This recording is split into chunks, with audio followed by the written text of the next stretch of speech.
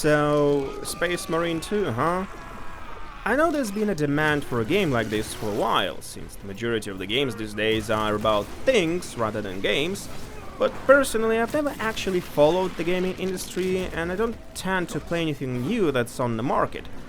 And so while people were screaming at the gaming industry for being against the gamers, I was kinda away from all that. Why would I play some new Assassins or Call of Duty or whatever people were complaining about? I had great time playing Shadow War or Divinity, so I wasn't really hungry for a title with brutal man, gore and camaraderie, because I've never really gotten away from these types of games. Also, I know nothing about Warhammer universe, so keep that in mind. For any Warhammer enjoyers out there, no offense, but you guys are crazy. Your title is too big and requires too much commitment to fully understand it. And believe me, I know what it's like, I'm a One Piece fan. So, if I think or say something wrong, feel free to talk shit, we are on the internet. So, let's go. I've heard a lot of comparisons with Gears of War, and yeah, I can see that, but only visually. Gears of War was more tactical, like shoot and cover, cover and shoot, and the enemies acted alike. Here, the gameplay is closer to Doom, I'd say. Closer, not the same. Here, you're mostly swarmed by enemies and have to wield your melee weapon to crawl your way through, so it's more like a slasher even. The levels are pretty linear, every mission is you going through a long corridor with some additional turns here and there, where you can find some loot. It's not bad, not every game has to have an open world. The locations are majestic, like all these mega not really my vibe, but still mesmerizing. Also, I'm looking at these benches. Do people have normal lives in Warhammer universe? I know there is normal side of life in Halo, but here it seems like the worst time to be alive. Do people even have names, or are they just numbers? Like, can you advance in your career and become somewhat of a big boss? Or is it a status you're born with? Like, 40k is fucked up, like, what the fuck is this? Why everything should have to be some sort of a hellish torture? Why walls have to be alive? The skulls are just everywhere, and I'm afraid that most of them aren't decorative. Like, if we are the good guys, how fucked up are the enemy's ships? Although I like how the base is alive, but in a different sense.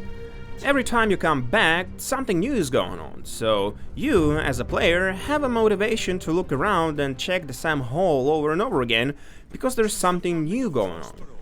Again, a nice touch by developers. The gameplay lacks. I tried to switch guns whenever it's possible, but there is no significant difference between them, apart from flamethrowers and machine guns. The same can be said about melee weapons. I prefer this big sword because it just looks cool. With guns I don't even know what I prefer, and there is not much point in preferring anything. Almost every fight will end up you wielding a sword, so it might as well be shiny.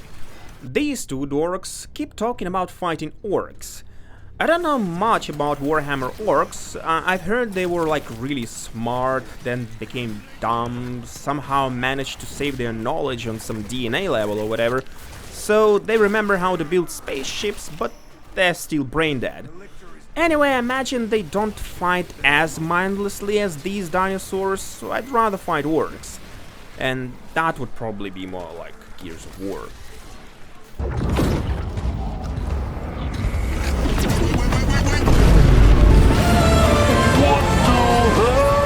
Here they are.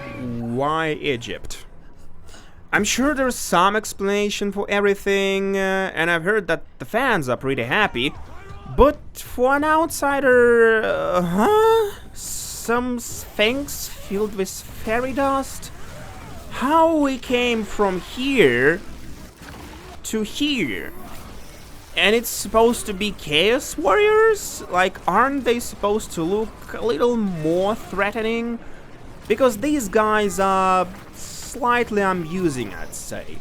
If I were a space marine and saw them, I wouldn't be like, oh shit, run! More like, oh, the clown squad is here. And the gameplay didn't really change much since their appearance. The story goes like this. You have a weird past, get a new team that doesn't really trust you, you go to a planet filled with bugs, save an old man and his thing, realize that the thing is dangerous, the old guy dies, you find his apprentice, and he's like, damn bro, you should be dead, lol. Your team gets even more suspicious, then you get even more dirt on the people you work for. Don't tell shit to your brothers, not about what you found, nor who the fuck you are. One of the bros gets really pissed about it, and the chaos guys show up, shit go down, big scary man appears, so let me give it to you straight.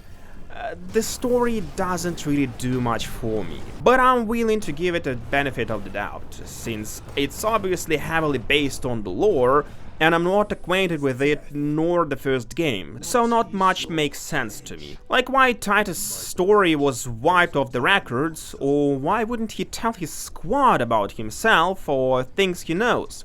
The missions they go to are not one-man jobs, so the team spirit has to be high. And no shit, people who are supposed to follow your every order aren't very cooperative when they are leaders, not even trying to act like he's not trying to hide something.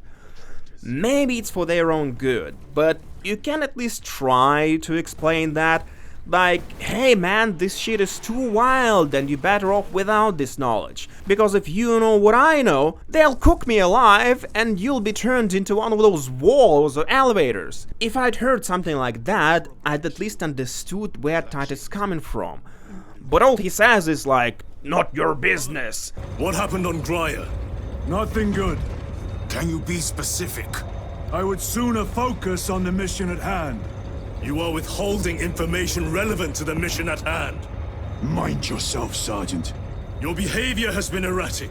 You force your way into classified files. You tell us nothing.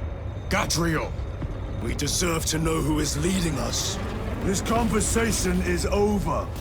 Fuck you, dude, it's mine. I'm following you and deserve to know who the fuck you are and why you tell us to do things that we do. Am I fucking gay now? Have I played too much games that were all about drama? After this thought, there was the manliest scene that I accidentally didn't record. So Titus called on the phone somebody, only it wasn't the phone, it was a woman. She flew in the air, pointed at Titus and screamed, "Traitor!" and shit, and Gadriel, who was twisting Titus's balls all this time, and rightfully so, attacked him. But Charon killed the bitch that turned into a big scary man. After he ran, Gadriel was like, fuck, where do I go from here? And Titus was like, I understand your actions, we're cool, but from now on you trust me. Yes, sir. Like, damn, that was cool. No bullshit, no putting the guy down, although he was talking shit a lot, and rightfully so. Just straight up solving the conflict by presenting pure facts. Nonetheless, the whole situation could have been avoided by fucking talking. Guys, it's not gay to talk shit out. If one of your friends is putting you down, or at least you feel like it, solve the fucking problem. One might not even know that he's doing something that you don't like. And if that's the case, if you don't say anything, how the fuck is anyone supposed to know? Like, if Gadriel told Titus, hey, you don't tell us anything and I don't trust you because of this, which subsequently might lead us into a disaster.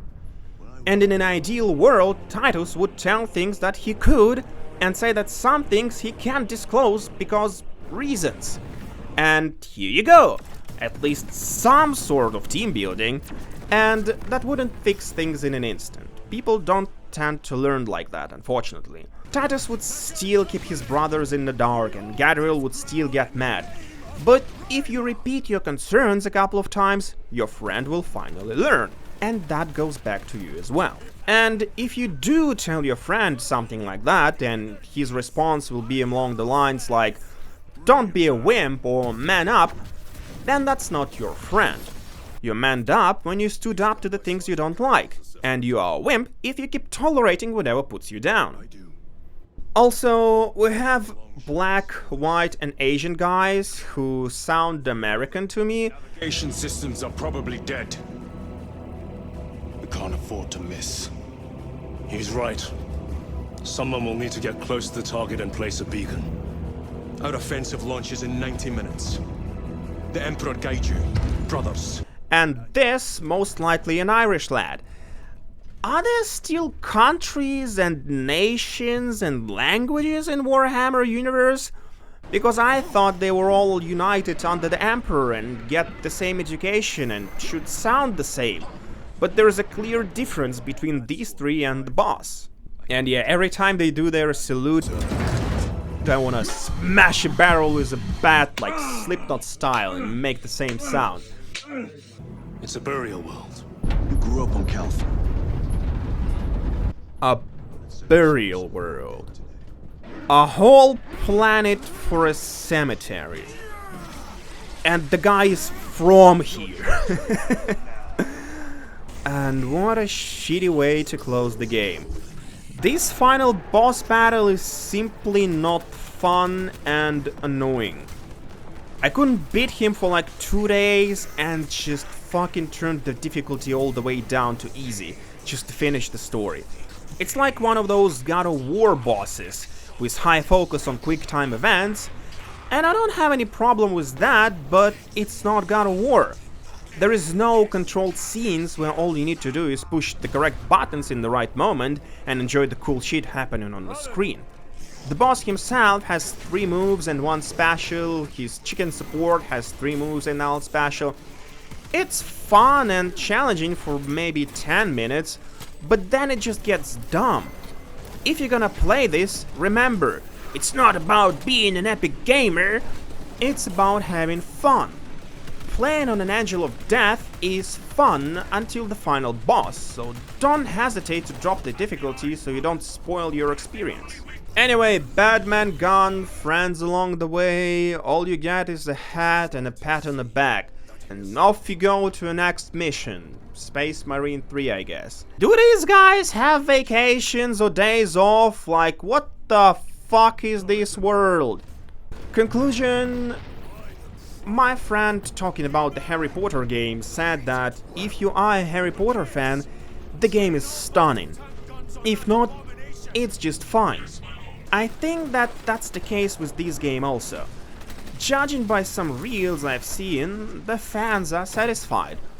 But as an outsider, I simply can't recognize all the details that make fans lose their minds. Is it one of the best games I've ever played? No. Do I regret completing it? No. Did I enjoy it and did I have fun? Yes and yes. It's one of those games that's just a game, not a life simulator.